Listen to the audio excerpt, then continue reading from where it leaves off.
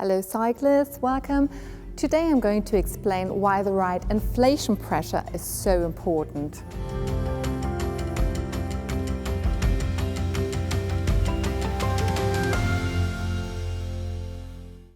There are a couple of reasons why the right inflation pressure is so crucial. First of all, there is less rolling resistance, so it's much more fun to ride your bike. And there is, of course, the abrasion. If you're riding constantly with a low inflation pressure, your tires will suffer, not only because of the abrasion, but also the sidewalls of your tire can crack. And in the end, you will have to buy new tires. That's not good for you because they're quite expensive, and it's not good for the environment. The exception, of course, is when you're into mountain biking or into racing, then it's a completely different story. Also, if you're riding wide tires, then a lower inflation pressure could absorb shocks, so that could feel more comfortable when you're riding your bike. But most of the city bikes or commuting bikes, they have thinner tires, so you really have to check your inflation tire on a regular basis. People at the bike shop were asking so many times, how often should I check the inflation pressure?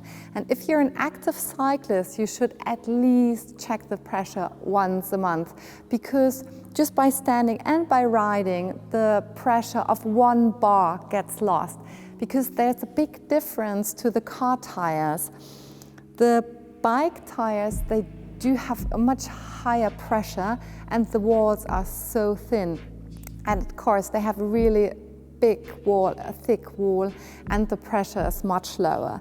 So you should have a really good bike pump to see how the pressure is, or just go and visit your bike shop. They're always happy to see nice customers. People do not know where to find the pressure their tire needs. And it's written on the side wall. Do not go lower, and please do not go over the recommended pressure, because then there's going to be a really loud explosion. I had it a couple of times. It's not nice. Sometimes I still hear my ear ringing. If you're commuting on a regular basis, you should invest some money into a good bike pump. There are different models for different tastes, but it's so much easier then to see how your inflation pressure is, if it's too low, if you should pump some air into your tires. Because as I just said, see if your inflation pressure is good, because then it's less likely to have a flat tire, the abrasion is lower, and your tires will last much longer. And of course, it's much more fun to ride your bike.